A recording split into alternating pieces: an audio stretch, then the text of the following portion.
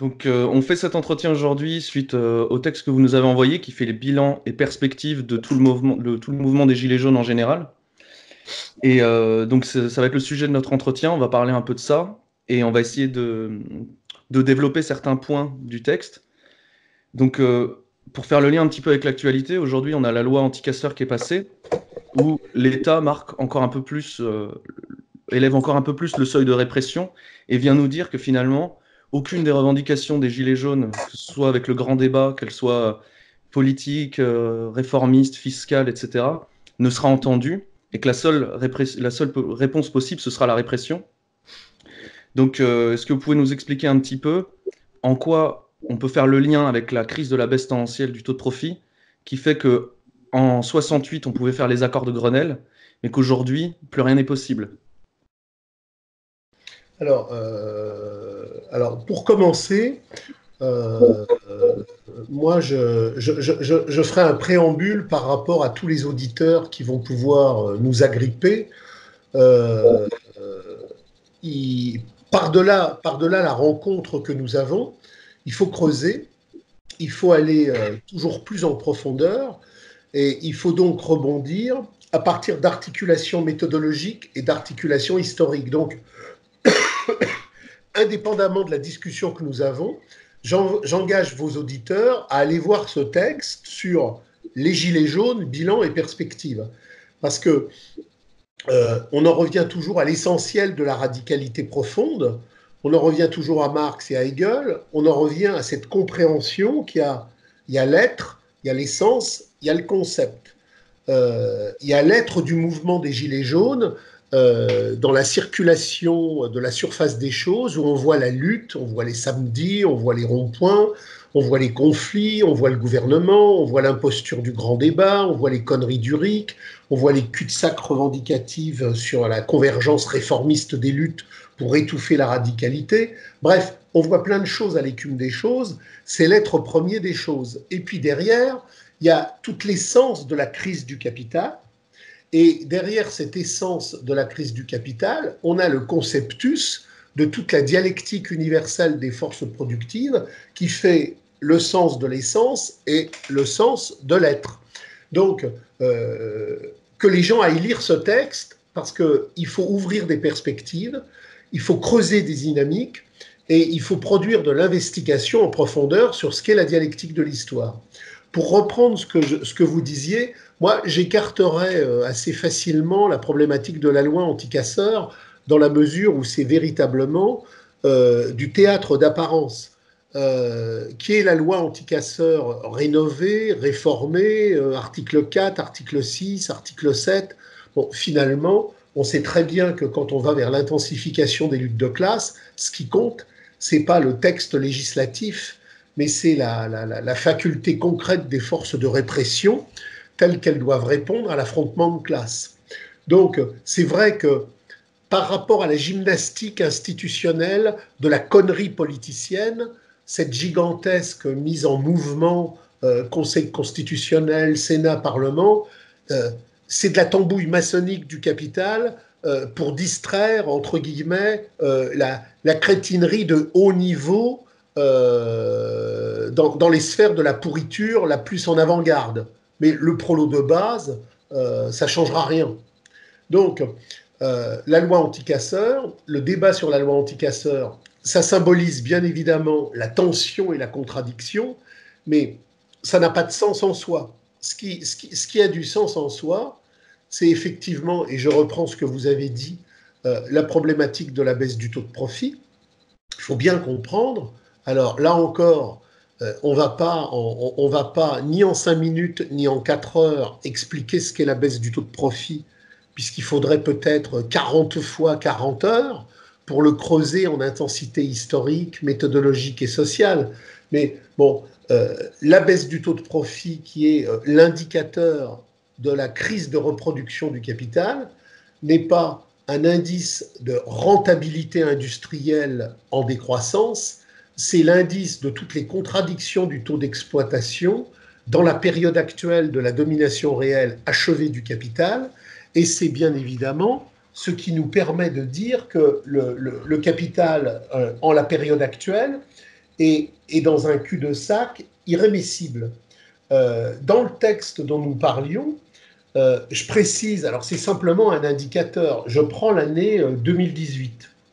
On a eu pour l'année 2018, dans le cadre de la domination réelle achevée du capital, dans le cadre de la crise intensive du taux de profit, dans le cadre de la crise intensive de la saturation des marchés et donc dans le cadre de la crise intensive de la dette et du crédit chimérique qui vient décorer tout ça dans un emballage pour faire croire que ce qui est au bout de cette crise va remonter alors que ça ne remontera jamais, on a eu effectivement un endettement qui doit avoisiner, j'ai plus le chiffre en tête, mais les auditeurs le retrouveront, on doit être à 2400 ou 2600 milliards d'euros d'endettement. Ça, c'est ce qu'on appelle l'endettement classique dans les enregistrements administratifs comptables normalisés de la reproduction du capital classique.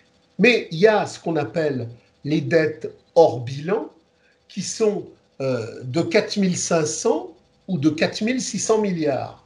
Ça veut dire que si je n'intègre pas le hors bilan au moment où l'année de production du capital en France a terminé l'extorsion de plus-value, la totalité de l'extorsion de plus-value part dans le champ d'endettement.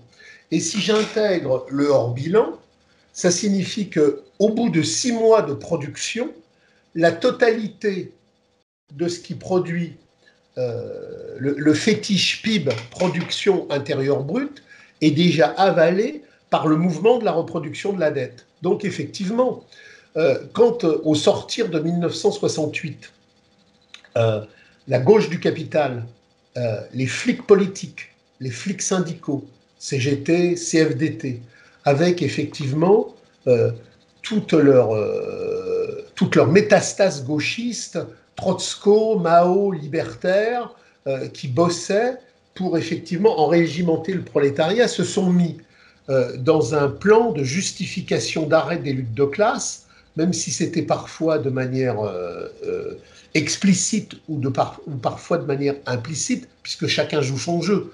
On voit bien aujourd'hui que, comme en 68, les gauchistes, comme les pires rétrogrades du stalinisme ou de la social-démocratie, focalisent sur augmentation du pouvoir d'achat de la servitude. Augmentation du pouvoir d'achat de la servitude. Ce qui fait la différence entre les faux révolutionnaires et les vrais réacs, c'est que pour les faux révolutionnaires, il y a un niveau de radicalité sur l'augmentation du pouvoir d'achat de la servitude qui serait acceptable, alors que en dessous, c'est ces réformistes. Donc, faux révolutionnaires, vrais réformistes, tout ça, c'est le cul-de-sac de la gauche du capital, c'est le cul-de-sac du gauchisme de la marchandise, et tout ça est profondément réactionnaire, puant et anti-prolétarien. Mais toute cette clique-là, en 68, à travers une crise de la domination réelle du capital qui n'était que dans sa phase inférieure, compte tenu des essors, compte tenu d'une saturation des marchés, compte tenu d'une baisse du taux de profit qui était encore limitée, on pouvait envisager des augmentations de salaire de 30 à 35%. Même si, effectivement, dans le cadre de la reproduction aliénatoire, c'était effectivement factice, puisque ce qui est donné est toujours repris. Mais même là, la réorganisation factice du toujours donné qui est toujours repris, elle n'est pas possible. Donc, on est dans une configuration qui fait que la répression, contrairement à 68, où elle n'était qu'un volet de l'appareil d'État, devient un volet central.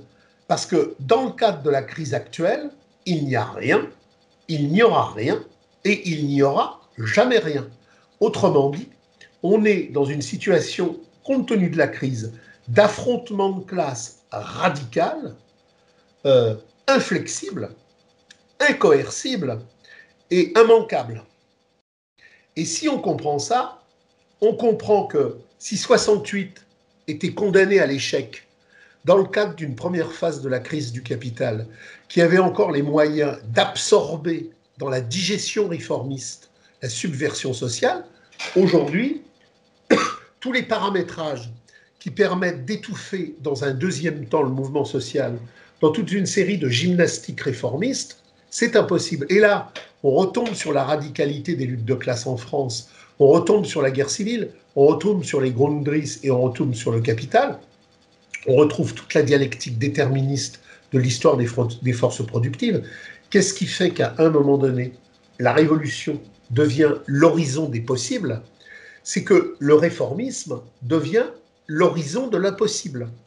Et le réformisme, c'est bien évidemment toutes les cliques de la gauche du capital et toutes les cliques du gauchisme du capital, mais qui investissent dans la reproduction de leurs sectes, de leurs chapelles et de leurs organisations sur la capacité du réformisme possible.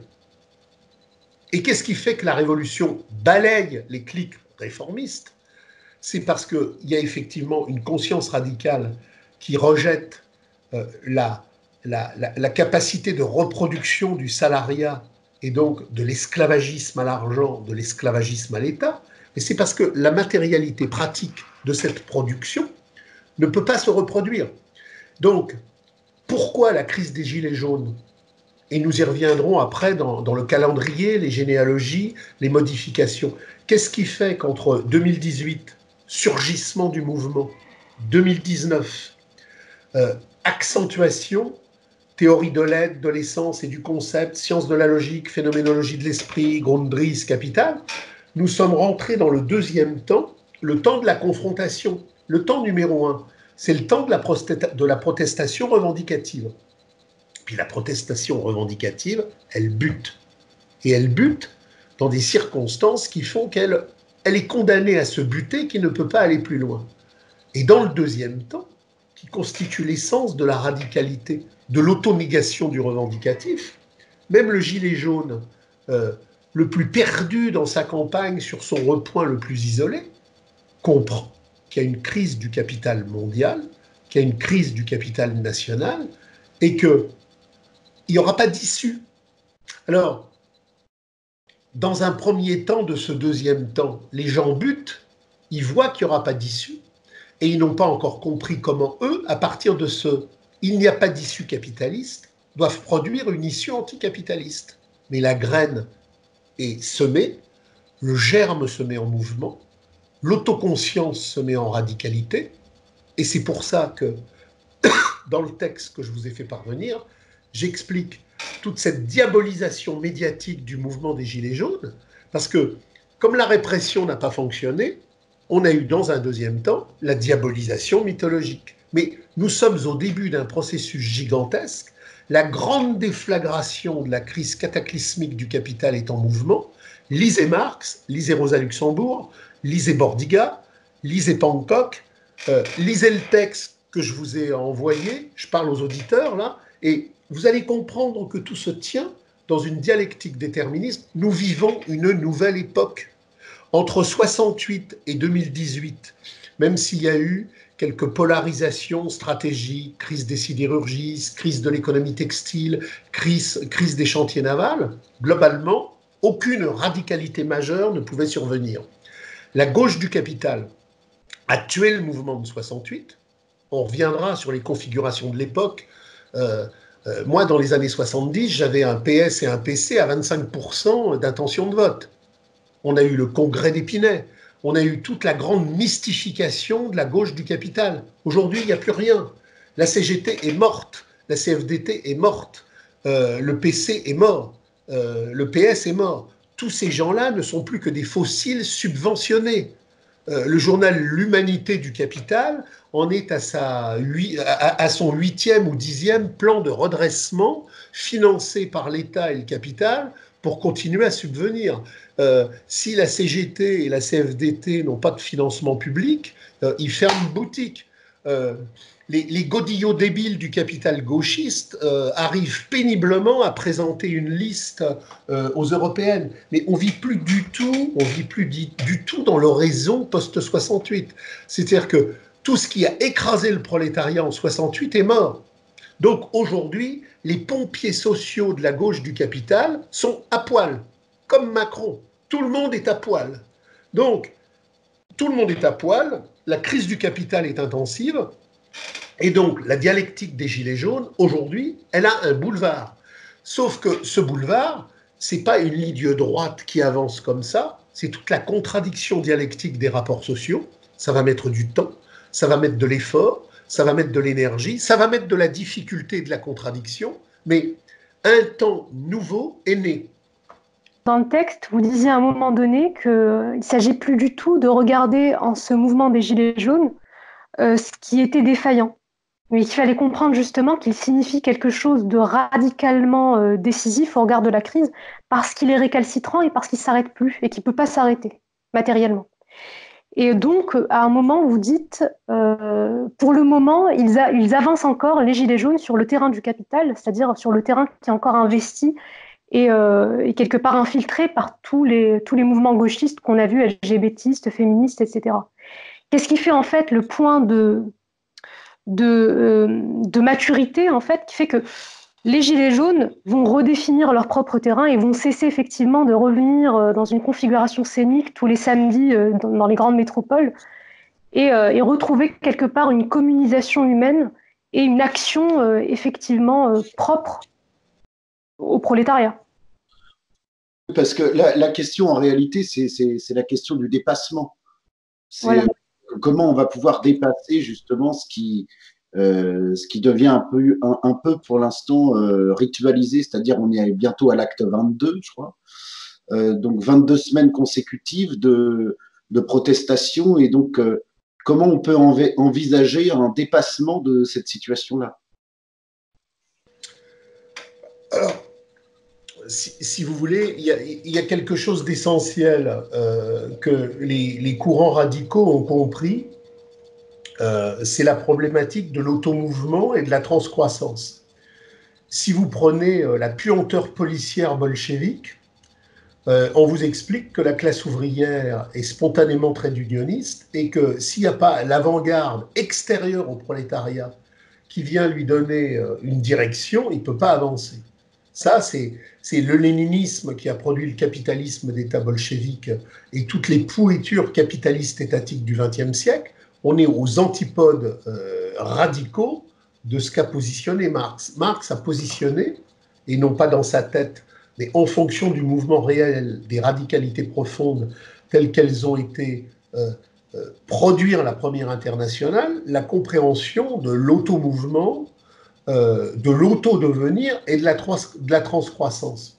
La lutte revendicative, c'est l'antithèse de la lutte révolutionnaire. La lutte révolutionnaire est l'antithèse de la lutte revendicative. Mais elles ne sont pas des antithèses qui existent sur des mondes qui ne se rencontrent pas.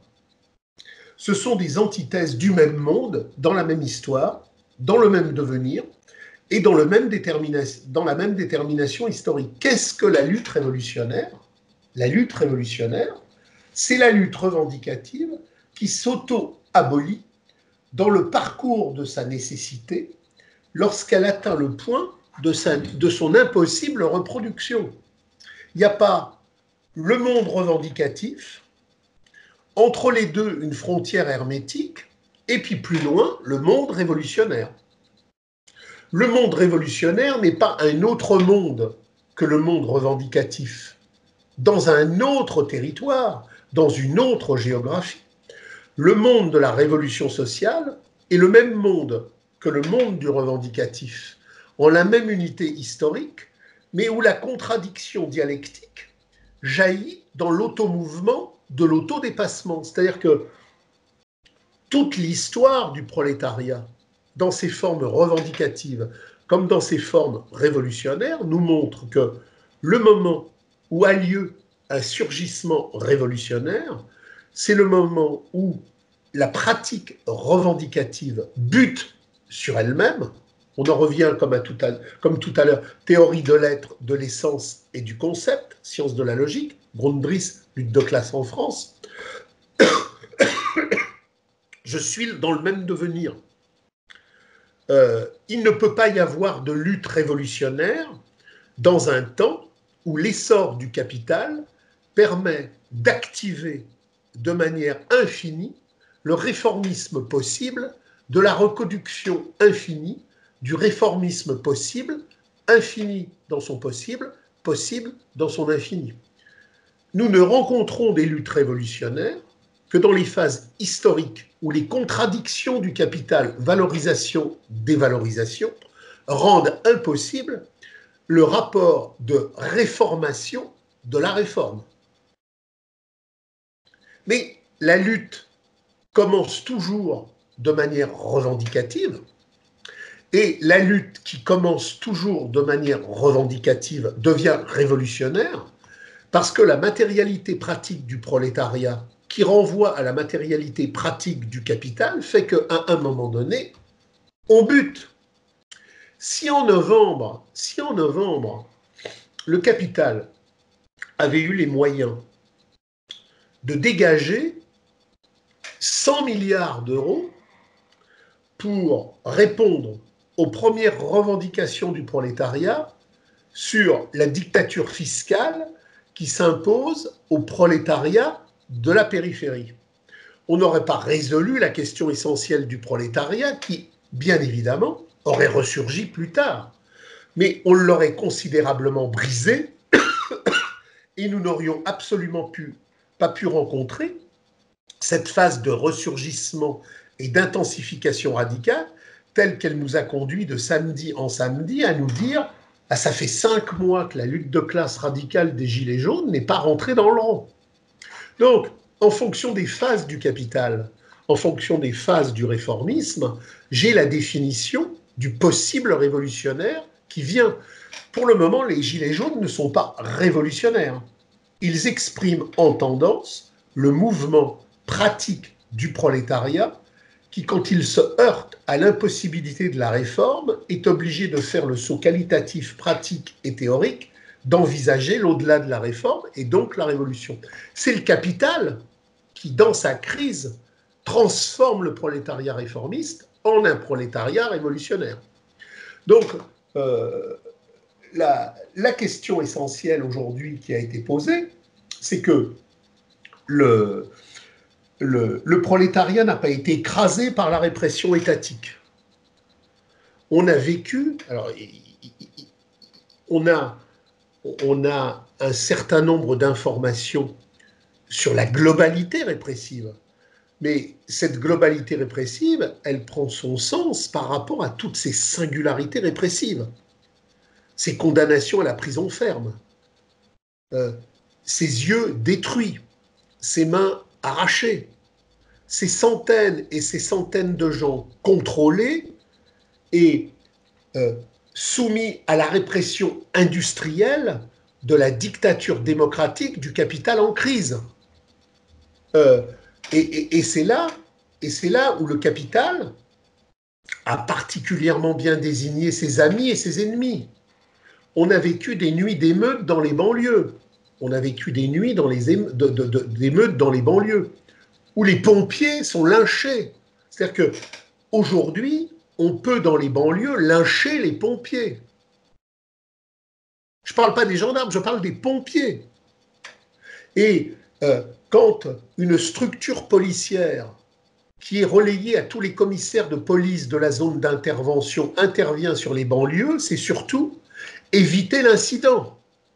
Pas de tir tendu, surtout pas de blessés, surtout pas de problème. Et on a vécu sur les Gilets jaunes la dialectique inverse. Tirer dans le tas, tir tendu, massacrer, éborgner, arrêter, emprisonner. Ça signifie bien que là, le capital a désigné ses amis. Il a désigné ses amis. Les cliques UP du trafic d'en haut adorent les cliques racailleuses du trafic d'en bas, puisqu'il y a une solidarité dans l'appropriation aliénatoire entre les quartiers des boutiques de la place Vendôme et les plaques tournantes du trafic de la CAM dans le 93. Il y a non seulement une solidarité de nourriture, puisque ce sont les dealers de la CAM du 93 qui viennent ravitailler la bourgeoisie cossue du racket capitaliste des quartiers préférentiels de la métropole centrale.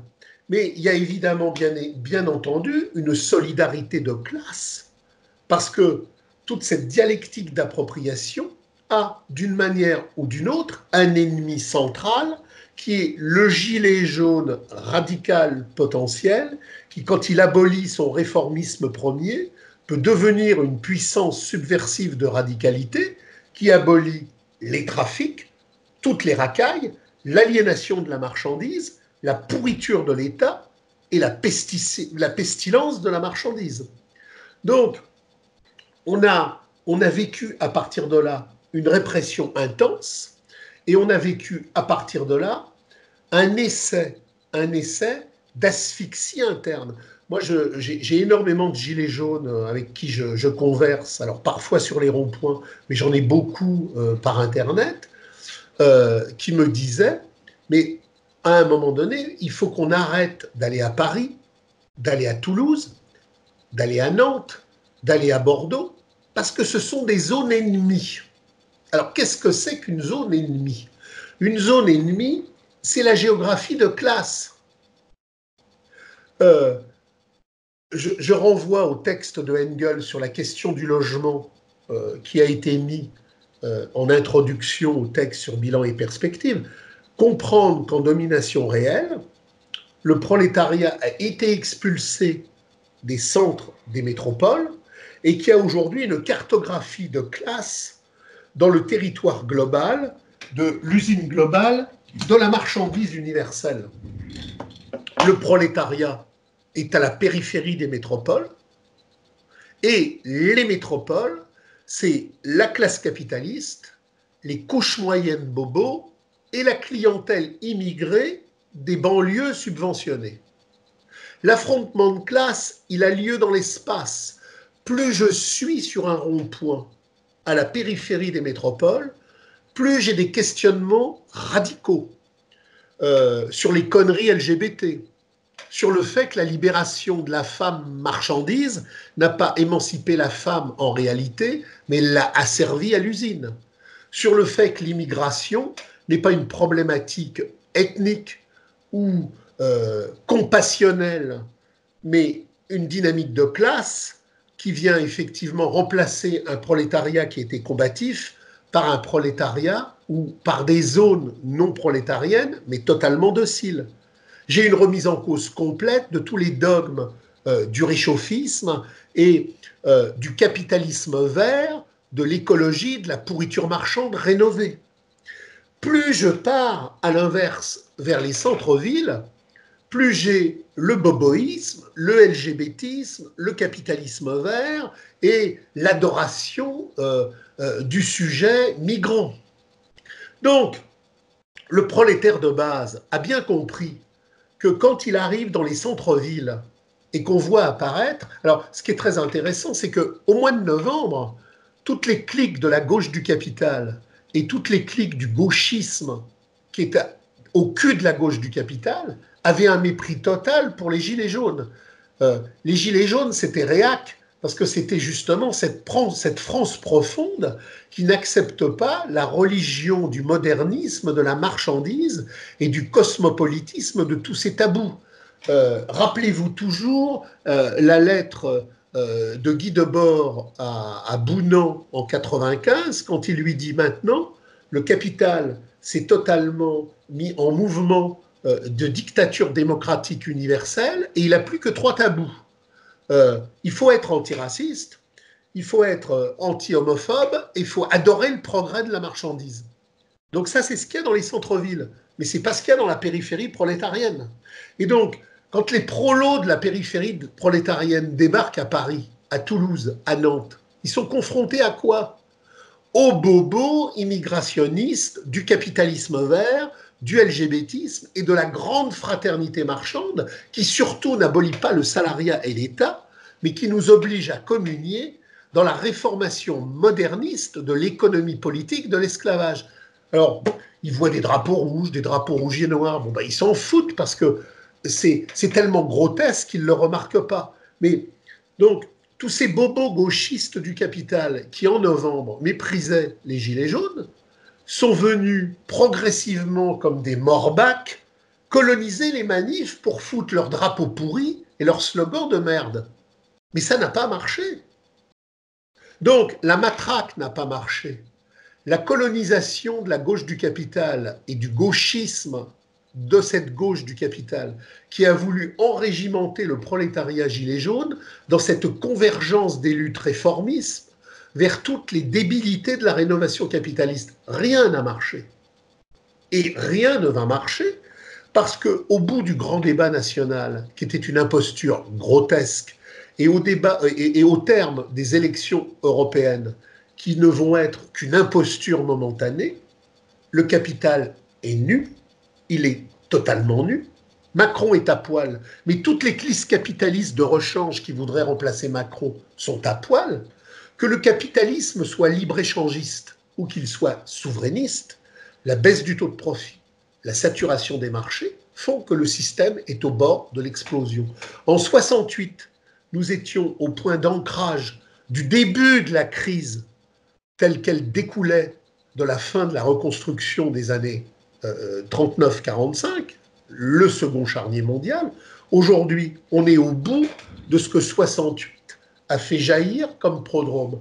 Le capital n'a pas d'issue, le capital n'a pas de solution, et contrairement à 68, la gauche syndicale et politique et tous ces larbins gauchistes et ultra-gauchistes sont morts.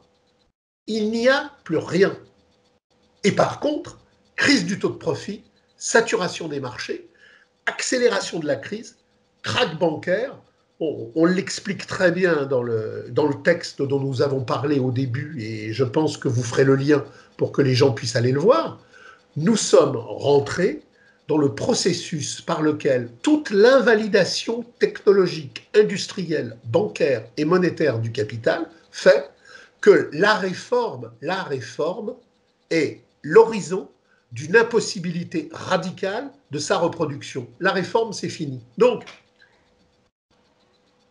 les gilets jaunes, mars, avril, mai, juin, les beaux jours reviennent, les ronds-points, sous une forme ou sous une autre, vont se remobiliser, mais tout est là. Et je le dis dans le texte, j'ai été frappé par un rond-point qui était inoccupé en Haute-Aquitaine et où les gilets jaunes avaient sur une énorme pancarte mis « Nous ne sommes plus ici, mais cependant nous sommes toujours là ». Ça voulait tout dire. Ça veut dire qu'on est dans cette phase où la revendication est en train de s'auto-annuler. Elle ne sait pas encore où elle doit aller, mais elle sait où elle ne doit plus demeurer. Donc, pour en parler à différents niveaux avec toute une série de gilets jaunes de base, on voit que s'ils ne savent pas encore où est l'angle de vie, ils savent tous pertinemment où sont les angles de mort.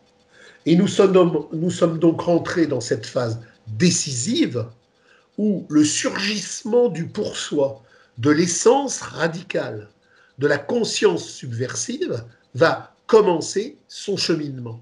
Et là, nous rentrons dans ce qu'on appelle une crise révolutionnaire qui peut durer des mois et des mois. C'est le moment où le pouvoir n'a plus la capacité de reproduire le pouvoir de son pouvoir. Et c'est le moment où le prolétariat, qui n'a pas encore produit la conscience radicale de son pour-soi révolutionnaire, est déjà en train de définitivement sortir de son en-soi réformiste.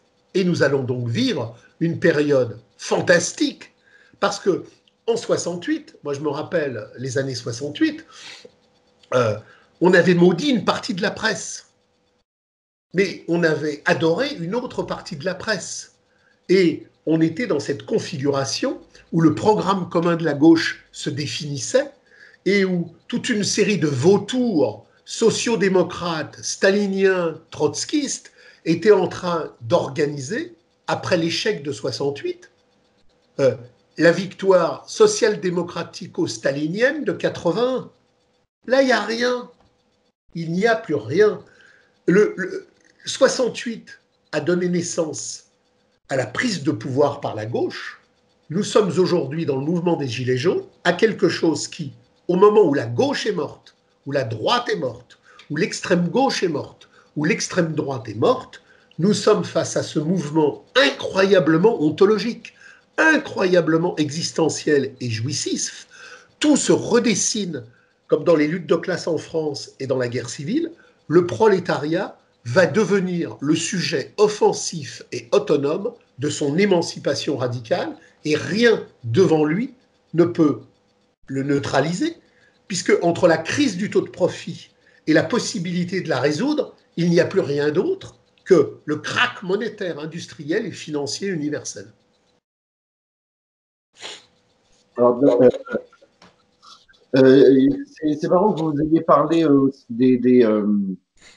vous en parlez un petit peu dans le texte. Bon, c'est pour faire un aparté euh, très court, mais c'est sur toute l'idéologie dominante des bobos, parce que les gilets jaunes, qui sont donc le prolétariat, étaient très affiliés à tout le spectacle du style les Restos du Cœur, tous ces trucs-là, toutes les vedettes spectaculaires. Et on voit bien que là, sur tous les groupes gilets jaunes, ils arrivent plus du tout à se retrouver dans ces vedettes qui se sont enrichies d'ailleurs sur le dos du prolétariat.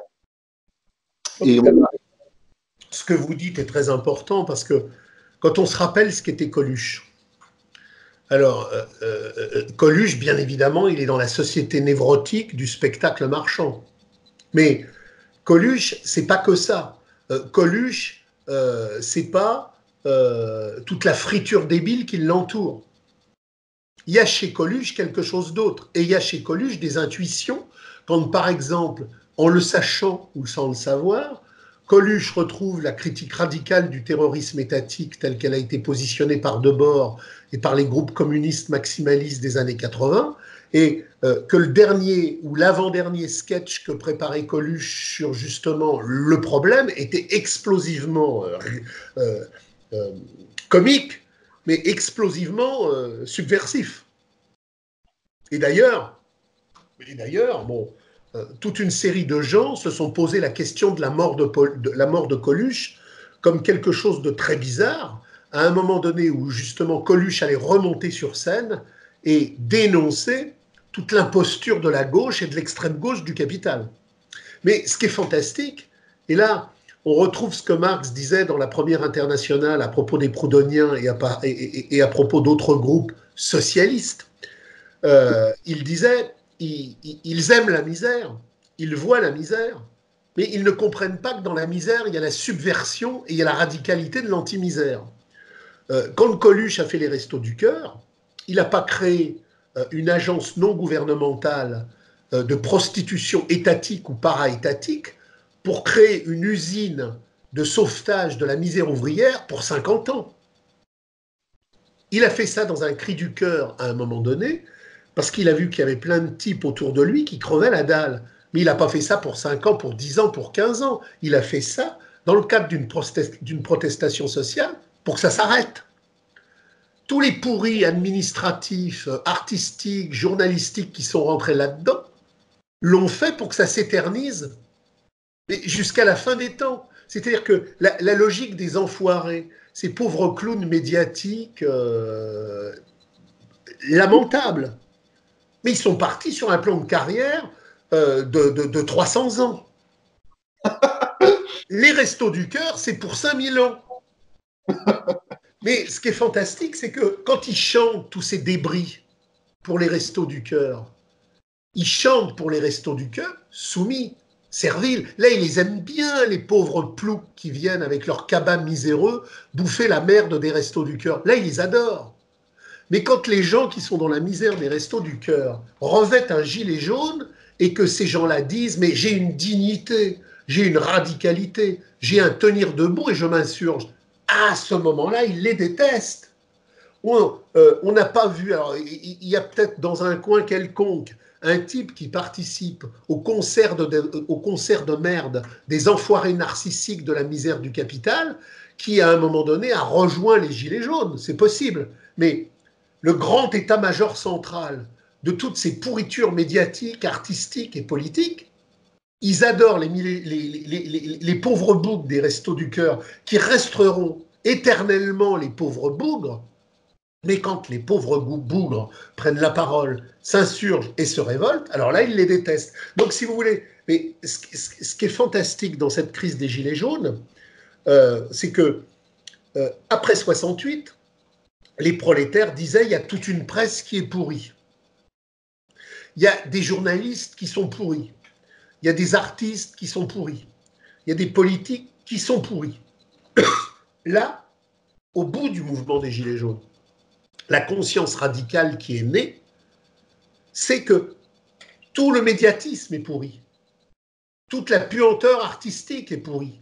Toute la puanteur journalistique est pourrie. Toute la pourriture politique est pourrie. C'est-à-dire qu'on est passé dans un saut de radicalité qui correspond à ce pour-soi radical que Marx a toujours mis en perspective sur la conscience historique, extrémiste, maximaliste, qui sait que la totalité de ce monde est pourrie. Alors, elle n'est pas pourrie simplement parce qu'ils se droguent, ils sont cons, ils sont au cul du capital, ils sont soumis à tous les totems, ils sont soumis à tous les tabous. Bref, c'est des raclures de la génuflexion infinie. Mais c'est parce qu'ils sont dans le rapport social de la reproduction infinie de ça. Donc, le gilet jaune, il n'a pas lu Hegel. Le gilet jaune, il n'a pas lu Marx. Mais il a eu, au moment où toutes ces chaînes de radio, tous ces journalistes débiles, tous ces artistes pourris venaient cracher à la gueule du prolétariat, il y a eu comme une explosion de sensations, de conscience, de destination et d'appréhension qui fait que plus jamais les choses ne seront comme avant. Aujourd'hui, dans la France profonde de ce prolétariat réfractaire, des zones rurales et périphériques, diabolisées par la mondialisation démocratique du capital triomphant. Il y a deux mondes.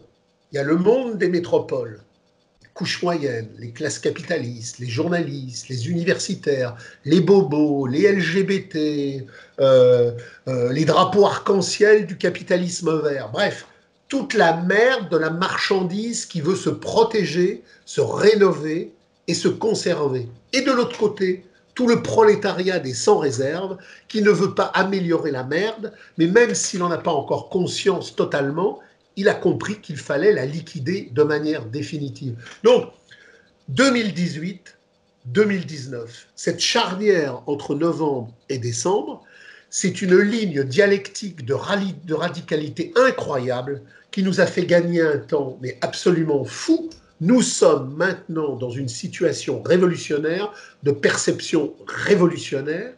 Les proxénètes de la marchandise universelle sont tous dévoilés, Et ça avance, et ça va avancer plus fort, et ça va toujours avancer plus fort vers le grand nettoyage. Mais pour terminer là-dessus, c'est d'ailleurs votre texte signifie le fait que déjà les Gilets jaunes ont été traités de fascistes, d'antisémites, donc ça c'est central. Mais il y a un exemple, il y a un exemple qui dont on parlait avec Inès qui a été assez comique. C'est que les deux marchandises vedettes du capital, donc les LGBT et l'armée de réserve immigrée, il y a un transsexuel qui s'est fait frapper par des jeunes Algériens, enfin, ou des Maghrébins qui avaient leur drapeau, et ils se sont mis à frapper un transsexuel, et il y a eu un débat télévisuel. Et dans le débat télévisuel, ils n'arrivaient pas du tout à trouver de ligne d'accord, parce que faut surtout pas attaquer les marchandises vedettes. Du coup, ils n'arrivaient pas à trouver de ligne de fuite. Non, mais alors là, ce que vous dites est fantastique, parce que c'était vraiment un moment où on était à se tordre de rire. C'est-à-dire que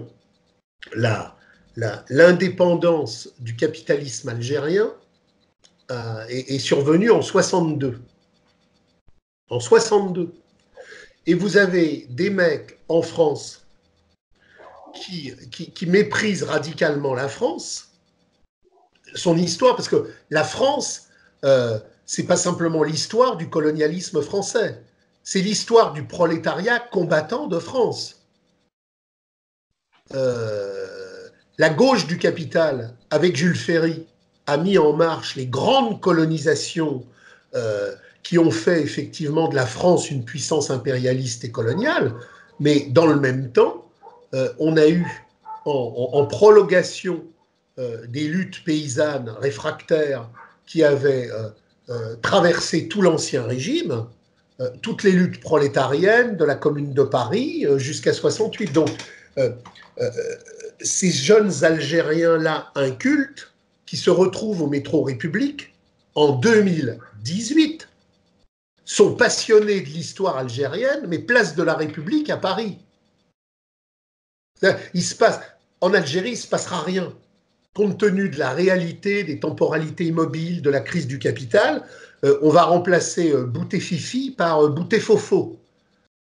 Mais la misère de la population algérienne ne bougera pas. Mais il y a des exaltations émotionnelles paranoïaques. On voit plein de mecs qui vivent en France en 2019, alors que l'Algérie est indépendante depuis 62, qui au lieu d'aller là-bas se battre pour la beauté de ce drapeau, de ce pays, de cette expérience historique, qui préfèrent rester ici, dans la puissance ex-colonisatrice, parce que le quotidien de leur quotidien ici est 1000 fois plus protégé, 1000 fois plus privilégié que dans le gourbi de l'indépendance nationale. Donc là, on a une première paranoïa.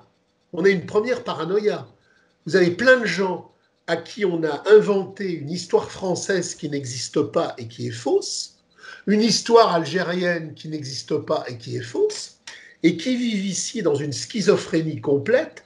Ils n'aiment pas la France, ils sont profondément fiers d'être algériens, mais ils ne veulent surtout pas y aller et ils restent ici. Donc la première névrose de la domination réelle du capital dans l'idéologie la plus accélérée de la domination réelle. Et de l'autre côté, on a ce trans qui débarque et qui se fait tabasser. Imaginez-vous une manif du mariage pour tous qui conteste la PMA et la GPA avec des familles tradies et un trans qui se fait agresser. Le président de la République se déplace, le Premier ministre se déplace. On organise des cars avec le Sénat et l'Assemblée nationale. Tout le monde se déplace. C'est quelque part l'affaire Théo. L'affaire Théo, on ne savait même pas comment l'affaire Théo avait commencé. Hollande était déjà sur place pour parler à Théo. C'est-à-dire qu'il y a des tabous et des totems de commandes automatiques qui sont absolument obligatoires dès le début. Là, les médias, que dalle. On a simplement un fait divers, un transsexuel s'est fait agresser à la République par des Algériens en drapeau. Ce qui est fantastique, c'est quand le transsexuel est interviewé, il est tellement formaté au LGBTisme de complicité avec l'obligation migrantiste de reproduction du capital, qu'avant même de parler de son agression, il dit « mais c'était pas des Algériens, c'était des hommes, c'est pas important que… » C'est-à-dire que on sait très bien que si demain, il y a une manif de radicalité de gauche ou de radicalité de droite, même totalement bornée, à Carcassonne, avec des Français de souche, même les plus débiles, le transgenre, il ne se fera pas lyncher. Ça se passe parce que c'est ta République, en fonction de toutes les traumatisations et de toutes les paranoïas coraniques du despotisme oriental, tel que depuis des siècles et des siècles, il a formé toute une pathologie d'incapacité à reconnaître l'homosexualité sur ces territoires maghrébins où on est à la fois homosexuel, honteux, anti-homosexuel, bref, toute la bouillie mentale du despotisme oriental colonisé par le coranisme. Donc, on enterre cette histoire du transgenre parce que c'est République avec des Algériens. On imagine maintenant une fête du Front National à Vincennes avec un transgenre agressé. Vous imaginez? Donc, ce qui est fantastique, et ça aussi, ça fait partie de la crise des Gilets jaunes, c'est que même le truc le plus anodin, même le truc le plus périphérique, il devient parlant mais dans une dimension absolument incroyable. Quand je disais le roi est nu, la crise du taux de profit, la saturation des marchés, tous les mensonges du capital tombent les uns après les autres. Et ils tombent les uns après les autres, alors même que le capital veut empêcher qu'ils ne tombent. Cette histoire du transgenre lynché à République par des Maghrébins avec leur drapeau algérien, c'est en quelque sorte un syncrétisme dialectique de la crise du capital dans sa dimension historique contemporaine. Ça montre, et là on revient à Marx et à Rosa Luxembourg, l'absurdité de la libération sexuelle dans le capital, l'absolue aberration des luttes de libération nationale dans le capital. Aujourd'hui, dans le capital réalisé du mensonge absolu du capital réalisé, les luttes de libération nationale sont une imposture. La lutte des femmes en la marchandise est une imposture. La lutte des transgenres est une imposture. La lutte pour les conneries climatiques d'un capitalisme vert est une imposture. Tout est devenu imposture. Il n'y a plus rien de vrai dans le monde du faux. Le capital est en crise terminale et il va s'effondrer. Et toutes les clowneries politiques, syndicales, médiatiques, artistiques puent la mort. Plus rien n'a de sens. Tout est grotesque. Tout est à se tordre de rire.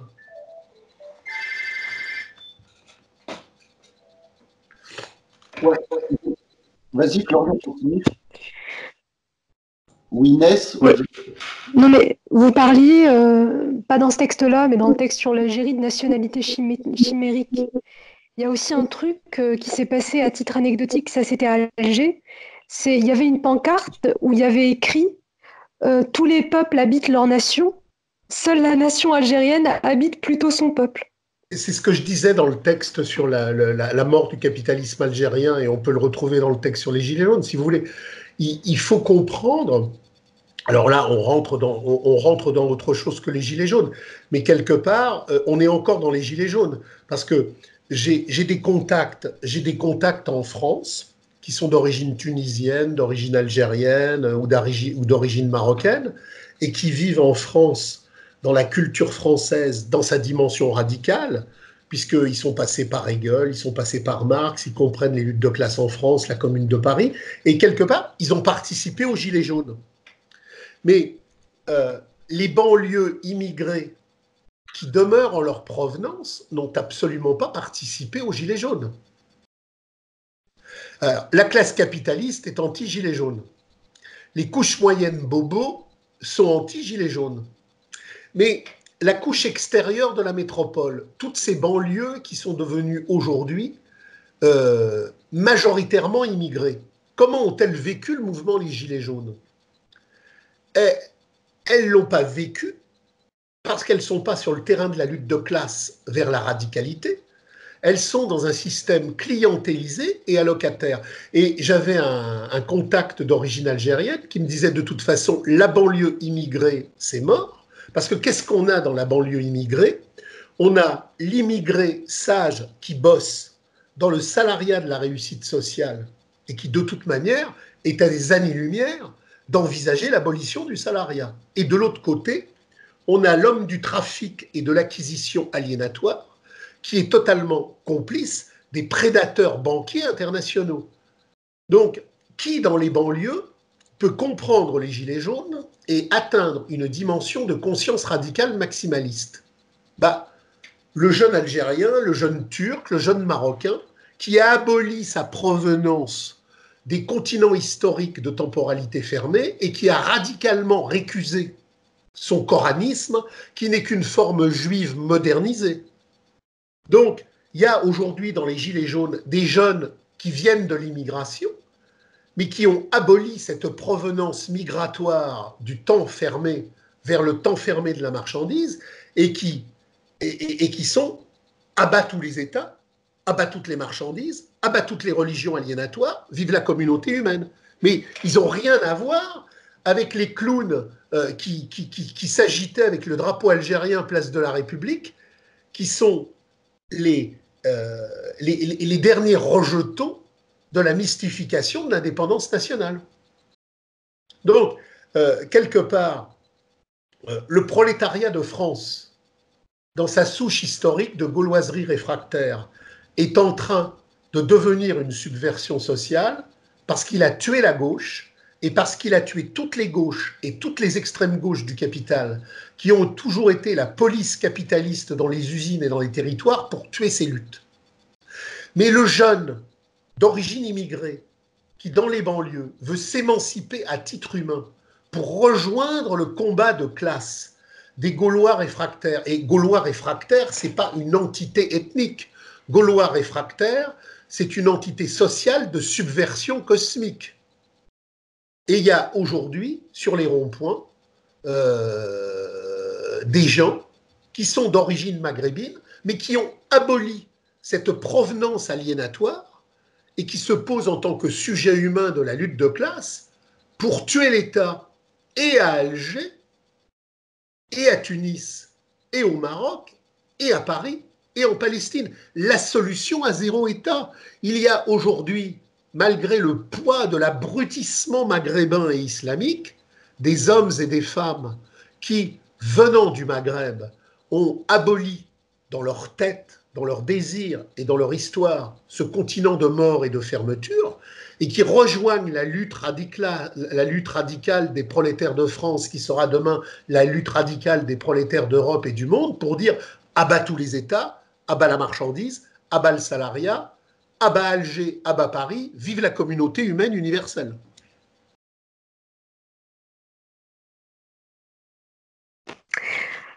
Voilà. Pour changer de sujet, vous m'entendez là? Oui, oui, j'entends tout, même ce que vous dites pas. Pour changer de sujet, c'était... on voit bien aujourd'hui qu'on est dans une crise du crédit qui manifeste ses effets à beaucoup de niveaux. Mais dans le texte, vous parlez effectivement d'un krach boursier qui ferait saut qualitatif définitif au niveau de cette crise-là. Donc, à quelles conditions, en fait, on rentrerait dans une crise qui serait plutôt un krach que quelque chose de rampant et d'insidieux comme on connaît aujourd'hui? Et quel rôle ça jouerait vis-à-vis de la lutte de classe du prolétariat, comme avec les Gilets jaunes, par exemple? Alors, si vous voulez, bon, déjà, quand on parle de krach, il faut faire une définition radicale. Et là encore, on retombe sur la science de la logique, les Grundrisse et le capital, entre l'économie politique et la critique de l'économie politique. Même l'économiste le plus abruti, dans l'économie politique de la servitude, il peut employer le mot krach. Il y a dans l'histoire, en 29, en 2008, des opérations de contraction bancaire et monétaire qui font qu'entre la sphère de production et la sphère de circulation, d'un seul coup, il y a un abîme, il y a un dysfonctionnement radical, et même le journaliste le plus idiot de la télé, la plus idiote, il parle d'un krach. Quand Marx parle d'un krach, il ne parle pas de ça. Ça, c'est le krach dans son apparence phénoménale en lettres, à un moment donné, un matin à 9h20, toutes les bourses se mettent à s'agiter parce qu'il y a une telle intensité contradictoire en termes de rapports qualitatifs et quantitatifs entre les endettements qui tombent à paiement et les masses qui circulent pour pouvoir l'assumer, en fonction des spéculations et en fonction de tous les déphasages industriels, bancaires et commerciaux, ça pète. Puis là, d'un seul coup, vous voyez toutes les valeurs de la banque qui dégringolent, toutes les bourses dégringolent, et puis d'un seul coup, ce qui valait 600 vaut plus que 10. Ça, c'est ce qui nous apparaît, et c'est ce qui nous apparaît comme le moins intéressant. Ce qui est intéressant, c'est de le rapporter, et là, il faut que nos auditeurs aillent lire, qu'ils comprennent ce qu'est la domination formelle, ce qu'est la domination réelle, ce qu'est la production, ce qu'est la distribution, ce qu'est la circulation. Tous les penseurs et tous les journaleux suivistes de l'économie politique, quand ils vous parlent d'une crise, quand ils vous parlent d'un krach, ils vous parlent de ce moment où il y a un abîme entre les sphères de production et les sphères de circulation du capital. Marx dit, ça, c'est pas le sujet. Ça, c'est l'événement qui survient en bout de course à l'écume des choses. Ce qui est important, c'est de comprendre ce qu'est la baisse du taux de profit, ce qu'est la contradiction valorisation-dévalorisation, ce qu'est la contradiction entre travail machinique qui, par l'intensité productive de la technologie, permet de produire de plus en plus de produits qui valent de moins en moins cher et que l'on peut vendre sur un marché mondial à des coûts de plus en plus réduits, qui vont produire la saturation des marchés, et ça, en contradiction avec la loi de valorisation du capital, qui fait que plus ce sont les machines qui transforment la production dans son intensité pour produire un profit qui grossit en masse, plus le profit en taux du point de vue de la valorisation du travail d'immédiat est en baisse. Donc, le travail que nous devons faire du point de vue du crack, c'est pas l'analyse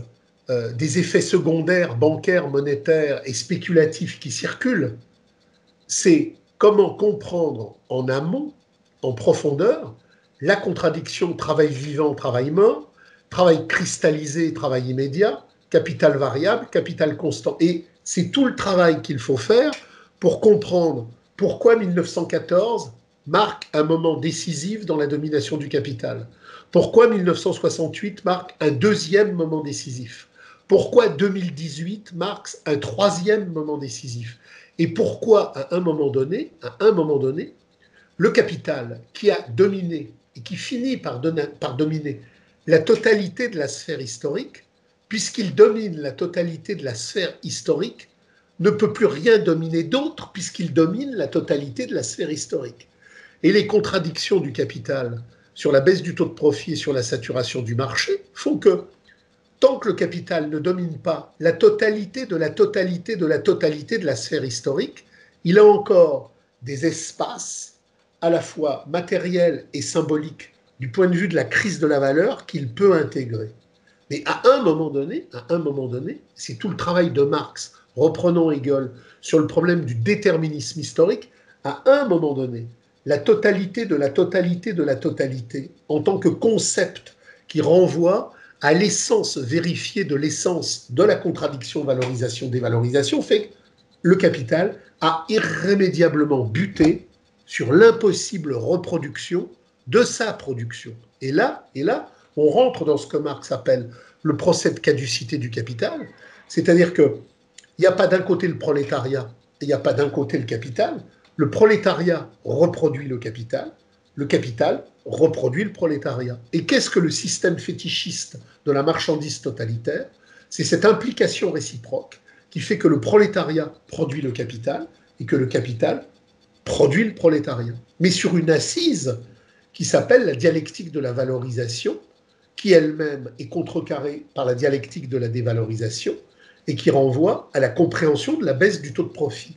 Et si je comprends la baisse du taux de profit, qu'aucun économiste ne peut comprendre, puisque c'est le concept des concepts qui travaille sous le mensonge de l'économie politique. L'économie est toujours le mensonge de justification des profondeurs aliénatoires du fétichisme de la marchandise, qu'aucun économiste ne peut comprendre, puisque l'économie est par essence la science abrutie de légitimation de la marchandise. La première personne qui a radicalement, en fonction des luttes de classe, compris l'économie, c'est Karl Marx, parce qu'il a aboli le postulat aliénatoire de l'économie. Donc quand vous me parlez du crack, ça n'a rien à voir avec ce que tous les économistes parlent quand ils parlent du crack. Vous pouvez prendre tous les économistes, vous allez sur Internet, il y a plein de vidéos, machin, Toto, Titi, Tutu, tout le monde, journal le premier, journal le second, économiste premier, économiste second, tout le monde jacasse sur le crack qui va venir. Mais d'un point de vue empirique, anti-révolutionnaire, au niveau de l'écume des choses, des proportions à la fois de l'endettement et de l'incapacité de pouvoir assumer l'endettement, mais sans rien comprendre à la contradiction valorisation-dévalorisation, qui est effectivement le nerf de la guerre. Donc, pour comprendre le prochain crack, il faut en revenir au Grundrisse et au capital et comprendre que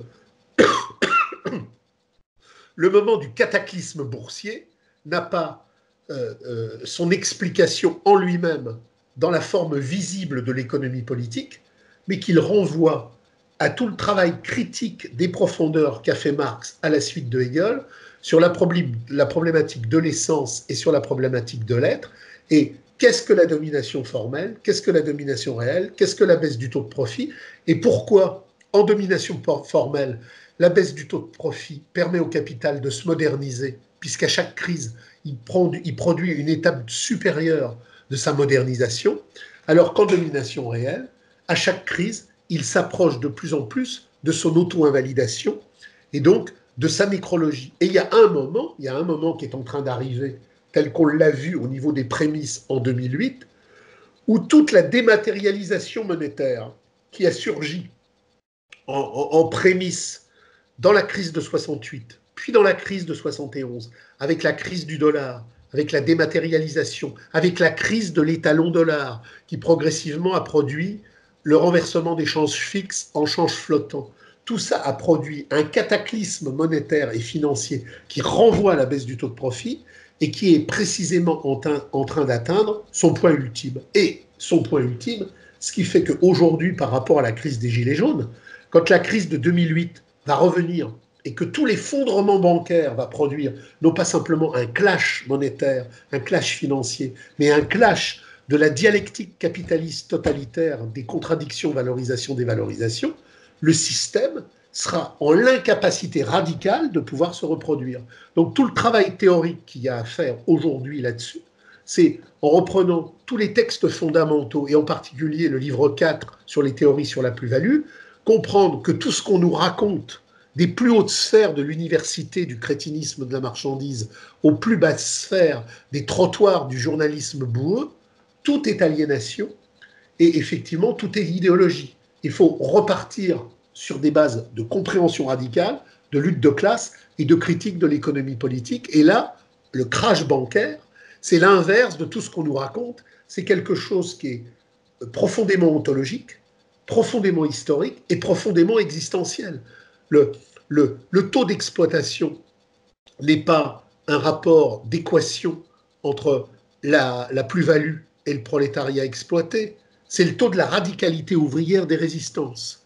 Le taux de profit, ce n'est pas simplement une baisse de rendement industriel, c'est encore la capacité des luttes de classe à surgir et à surgir toujours plus fort. Et le krach bancaire, en synthèse du taux d'exploitation et en synthèse de la composition organique et de la contradiction valorisation-dévalorisation, ça indiquera que la formation sociale capitaliste est entrée dans le commencement de la fin, dans cette autonégation où toute l'idéologie et toute la formalisation pratique de la marchandise devient impossible et pour elle-même et pour les hommes. Donc c'est effectivement ce que Marx appelle l'autonégation radicale du capital.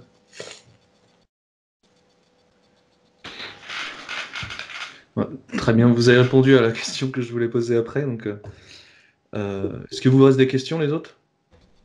Non, pas spécialement. On va peut-être avoir un mot de conclusion alors dans ce cas. Et on peut peut-être conclure sur les perspectives pratiques qui s'offrent à tous ceux qui veulent s'inclure dans le mouvement réel aujourd'hui. Puisque la question qu'on rencontre le plus souvent, c'est celle-ci, c'est de qu'est-ce qu'on fait du coup? Alors, si vous voulez, qu'est-ce qu'on fait? On en revient à cette compréhension radicale qui a été posée dans la première internationale entre minorité révolutionnaire et mouvement historique général du prolétariat. Les minorités radicales, les minorités communistes, elles sont le produit de la classe. Mais elles sont le produit de la classe à un niveau historique donné. Qu'est-ce qui fait la différence? Qu'est-ce qui fait la différence entre un prolétaire anonyme qui est sur un rond-point, qui dans son usine, qui dans l'espace territorial de sa non-vie, est en train de commencer à comprendre que ce monde est inhumain et que de toute manière, il y a nécessité de le renverser, et le camarade qui est dans un groupe ouvrier communiste depuis 20 ans, depuis 30 ans, qui a lu Hegel, qui a lu Marx, qui a lu Rosa Luxembourg, qui connaît l'expérience de la Commune de Paris, celle de la Commune de Barcelone en 1937, bref, tout ce que vous voulez. C'est que la minorité communiste, elle participe à la clarification du mouvement d'ensemble. La minorité communiste, elle n'a pas pour objet de prendre le pouvoir, elle n'a pas pour objet de devenir le chef du mouvement. Le mouvement, c'est l'automouvement. C'est toute la différence entre Marx et Lénine. C'est l'automouvement. Mais vous voyez bien qu'il y a une différence entre Bernard qui un matin va sur un rond-point alors qu'il n'avait jamais rien fait, parce que dans sa tripe, il comprend que ce monde est pourri, et puis à côté Brigitte qui depuis 20 ans est dans la mouvance radicale et qui, par son expérience pratique et théorique, connaît plein de choses que son copain masculin, lui, ne connaît pas. L'activité radicale des minorités communistes, à ce moment-là, dans le mouvement que nous rencontrons, elle est de participer à la prise de conscience générale, elle est un facteur d'accélération, elle est un facteur de mémoire critique et de subversion générale. Tout à l'heure, je crois que c'est Guillaume, on parlait de la diabolisation fascistoïde des médias. La diabolisation fascistoïde des médias, elle a toujours existé, et il est important de la resituer dans le devenir de l'histoire mondiale. Il est important d'intervenir dans les luttes pour dire aux gens, par exemple, et vous savez, c'est pas nouveau. Quand Trotsky a fait massacrer les marins de Kronstadt, pour pouvoir avoir à la fois sa conscience pourrie, tranquille, et un instrument de monopolisation et d'organisation des flics de la Garde Rouge, on a dit, vous savez, les marins de Kronstadt, c'est des gros salauds de fachos, c'est des gardes blancs. À Barcelone en 1937, quand on a massacré les communards, ceux qui remettaient en cause le pouvoir du mouvement antifasciste qui gérait à Barcelone le camp républicain avec l'aval des ministres de la CNT, on n'a pas dit c'est des prolétaires qui veulent détruire l'argent, il faut les flinguer. On a dit c'est la 5e colonne de Franco. Et aujourd'hui, sur les ronds-points, vous avez plein de prolos de base qui ont très très bien compris. Alors, le premier à avoir placé le mot remplacement, c'est pas un intellectuel de droite égaré et bohémien des années 2000. C'est Karl Marx dans Le Capital en 1868, quand il produit la 7e section, chapitre 25. Il emploie le mot remplacement. Il dit, dans la dialectique aliénatoire du Capital, on remplace les femmes par les hommes et on remplace un prolétaire d'ici par 3 prolétaires de là-bas. Et les hommes par les femmes. Et les hommes par les femmes, parce que oui, les hommes par les femmes, c'est la même chose. C'est-à-dire qu'on a mis les femmes au boulot, non pas pour les émanciper, mais pour les émanciper dans l'aliénation de la marchandise. C'était une bonne affaire pour le capital. Et aujourd'hui, depuis 1968, et la grande peur patronale de la grève sauvage, on a fait venir des millions et des millions d'immigrés qui bossent ou qui bossent pas, mais c'est un remplacement de population. Mais ce remplacement de population, il faut l'analyser du point de vue de la lutte de classe. On ne peut pas parler de la lutte de classe si on ne parle pas de l'immigration, et on ne peut pas parler de l'immigration si on ne parle pas de la lutte de classe. Aucun problème, tel qu'il est posé en questionnement, ne trouve sa solution en réponse si dans ce monde-là, on ne comprend pas que ça doit être rapporté à la lutte des classes. Si aujourd'hui, j'ai un correspondant qui me disait que les dernières modalités d'aide aux jeunes migrants mineurs vont porter pour l'année 2019 à 2 milliards d'euros. Le capital n'aime personne. Le capital n'aime que lui. Et le capital, quand il donne 1 centime à un individu, c'est parce qu'il le valorise dans son business plan de fétichisation, d'aliénation, de servitude et de domestication. Si aujourd'hui le capital, dans le cadre de la crise des Gilets jaunes, donne 2 milliards d'euros pour accueillir des migrants mineurs, au lieu d'augmenter la retraite des prolos les plus miséreux, c'est qu'il y a un enjeu stratégique. Le capital, il n'aime pas plus les migrants que les retraités prolétaires. Le capital, il aime ce qui valorise sa valorisation. Donc le capital, quand il décide d'allouer ces 2 milliards, alors je précise que les 2 milliards, c'est de la plus-value prolétarienne extorquée. Quand l'État donne quelque chose, qu'est-ce qu'il donne? Il donne la plus-value prolétarienne extorquée. Donc, le capital, aujourd'hui, pour ces 2 milliards aux migrants mineurs, c'est la même chose que pour tout ce qu'il a fait depuis des décennies et des décennies depuis 68. Le capital a fait un investissement de long terme du point de vue de la lutte des classes. Est-ce que l'immigration sert la lutte de classe du point de vue du prolétariat, ou est-ce que l'immigration sert la lutte de classe du point de vue du capital? Le capital a répondu. Si l'immigration était quelque chose de dévastateur pour la stabilisation de la dictature despotique du capital, il y a très longtemps que les frontières seraient fermées. Le capital n'organise, ne planifie, ne valorise et ne généralise que ce qu'il renforce. Donc le capital répond par lui-même. C'est ce que dit Marx, il ne faut pas être débile. Le capital nous dit lui-même ce qu'il préfère. Donc, la question de l'immigration se pose du strict point de vue de la lutte des classes, et la généralisation de l'immigration a pour objectif d'empêcher la lutte de classe radicale, parce que quand il y aura le grand chaos terminal du krach industriel et financier dont nous parlions, quand le capital n'aura peut-être plus les moyens policiers de répression classique, il a l'option de la guerre civile ethnique pour empêcher la guerre civile sociale. Mais il faut toujours se poser le problème du point de vue de la lutte des classes. Et si vous vous posez le problème du point de vue de la lutte des classes, que ce soit pour les mythes climatiques, que ce soit pour les mythes LGBTistes, que ce soit pour les mythes de la Première et de la Deuxième Guerre mondiale, que ce soit pour le mythe migrantiste, la mythologie du capital, dans ses formes théâtrales, esthétiques, historiques, cinématographiques, c'est toujours l'auto-justification du capital.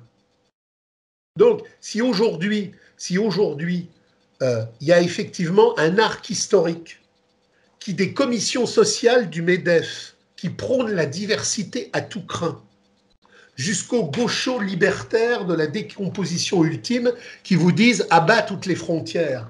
Il y a un arc de solidarité, il est clair. Parce que Marx dit « abat toutes les frontières », sauf une, la frontière de classe. Abat toutes les frontières, mais vive la frontière de classe.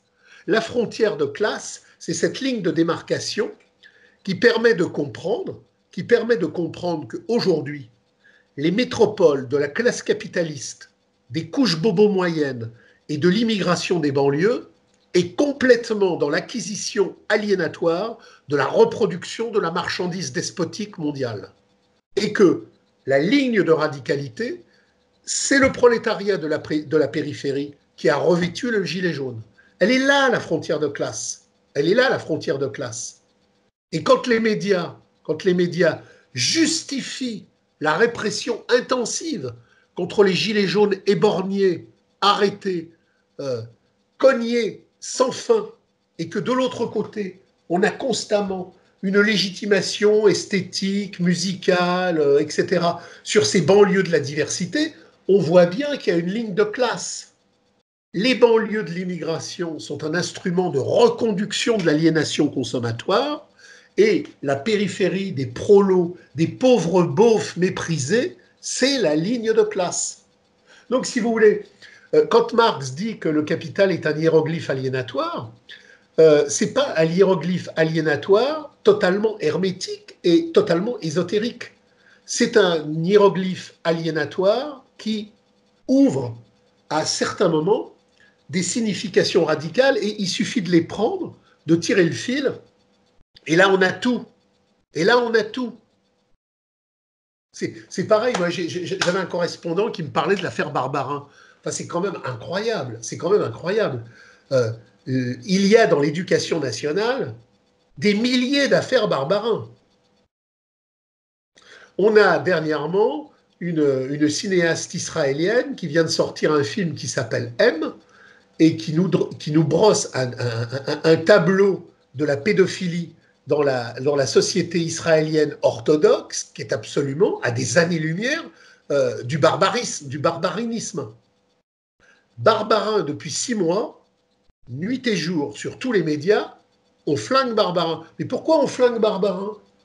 Parce que Barbarin, malgré toutes les aliénations de l'Église, malgré tous les côtés réactionnaires et lamentables qu'il y a dans cette structure qui a effectivement dénaturé la subversion du Christ pour en faire un truc gentillet institutionnel, il a eu le malheur, à un moment donné, où la marchandisation intensive du capital, des corps, des ovules et du sperme se mettait en marche, de condamner les dérives de la PMA et de la GPA. Donc Barbarin est devenu une cible du capital dans sa modernisation marchande, et Barbarin, depuis 6 mois, c'est tir au fusil, tir au canon, tir à la mitrailleuse, tir à la baïonnette.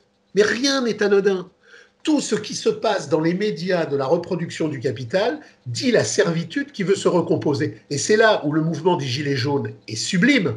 Il est sublime. Grâce au mouvement des Gilets jaunes, la dictature de tous les conformismes médiatiques du capital est morte. Les Gilets jaunes ne vous disent pas comme en 68. Après 68, vous aviez des mecs qui vous disaient « Ah ben moi j'écoute plus France Inter, j'écoute Europe 1 ».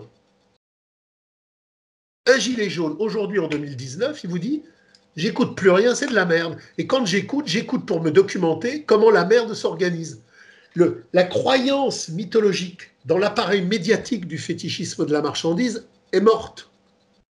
On a fait un pas incroyable. Si vous voulez, ce qu'il faut comprendre, là, moi bon, vous n'avez pas vécu 68, mais quand on a vécu les années 70 et tout le mensonge qui a résulté de la mise à mort de la grève sauvage de 68, on a vu comment toutes les grandes aliénations, toutes les grandes restructurations qui allaient faire arriver la gauche au pouvoir en 80 et allaient mettre en marche le grand laboratoire de la gauche de la marchandise s'organisaient. Là, on voit que tous ces appareils-là ont disparu. Donc, comment voulez-vous qu'aujourd'hui, le mouvement des Gilets jaunes puisse être canalisé? On est à un niveau de crise sans aucune comparaison possible. Tous les appareils de contrôle ont disparu. Le grand débat, c'est fini. Les élections européennes, c'est bientôt terminé. Les gens, dans leur quotidien misérable de la paupérisation accélérée, comment ils vont être en avril ou mai?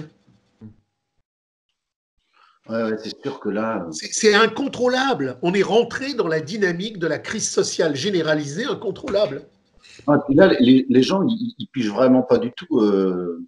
C'est ça qu'on aurait on aurait pu développer un petit peu quand même là-dessus sur la fiscalité. C'est-à-dire que, au regard de ce qu'a dit Édouard Philippe, c'est-à-dire plus personne ne va, enfin, il a fait un peu un bilan du grand débat, bon, qui a servi à rien, mais il a surtout dit, on ne touchera à rien de ce qui était prévu. Et les gens, de toute façon, vont continuer à être taxés, toujours plus taxés et encore plus taxés les années qui vont arriver.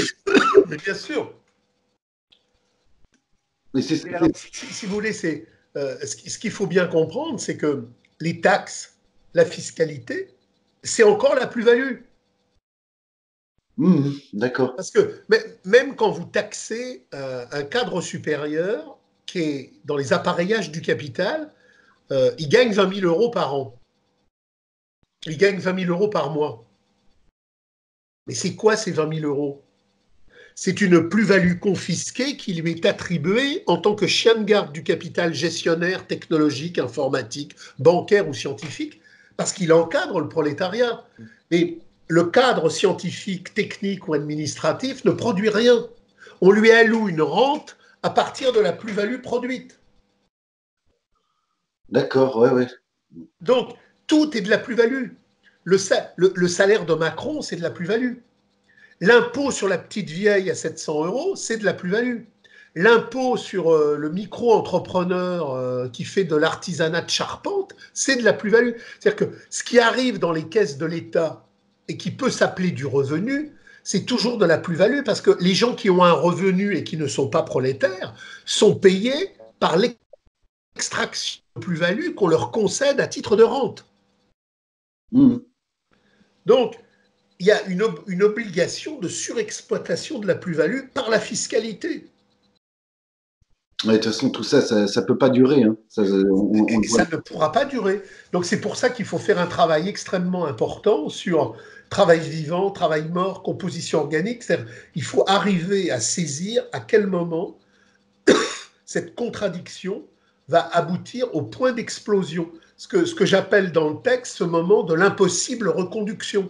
Si on arrive à saisir le moment de l'impossible reconduction, on comprend pourquoi le capital ne va pas pouvoir se reproduire. Et c'est là où, si vous voulez, il y a une radicalité il faut communiquer aux gens. Il faut la communiquer aux gens, cette radicalité. Les gens vous disent, mais alors pourquoi les gens aujourd'hui accepteraient à un moment donné de s'insurger alors que dans toute l'histoire de l'humanité, ils ont toujours plié.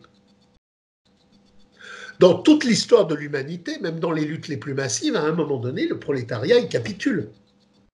Mais là, ça ne va pas être possible parce que de toute façon, le capital ne peut pas s'auto-reproduire. Exactement. Donc, puisque le capital ne peut pas s'auto-reproduire, les gens ne peuvent pas capituler. Les gens capitulent devant le mur du capital qui peut se reproduire.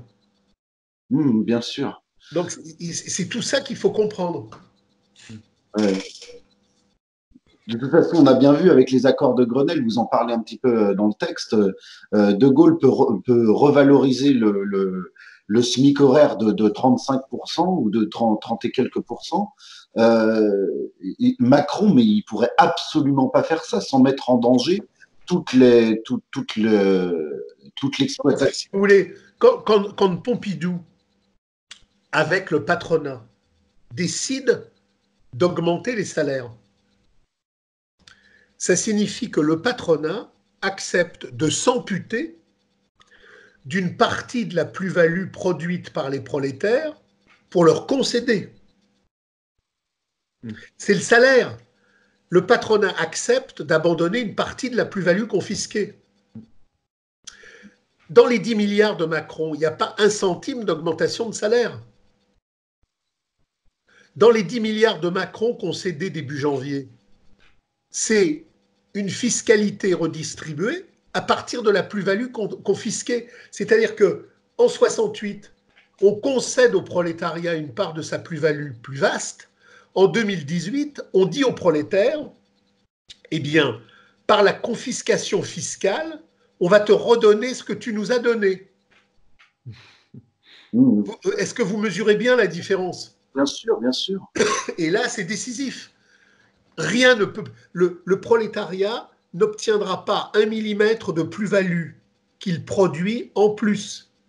On ne lui concédera que des marges fiscales qui sont des arnaques à sa propre extorsion de plus-value.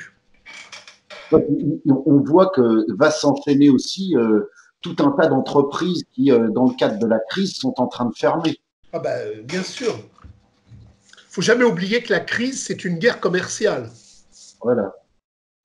Puisque le problème de la baisse du taux de profit qui produit la saturation des marchés, produit par la saturation des marchés un engorgement, et donc il y a une surguerre commerciale pour s'accaparer les dernières demandes solvables d'acquisition possible.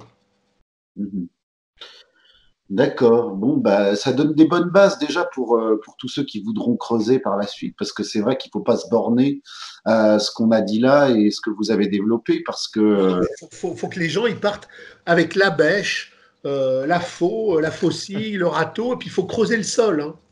Puis la guillotine aussi. Non, pas la guillotine, on est contre la peine de mort. Ça dépend pour qui.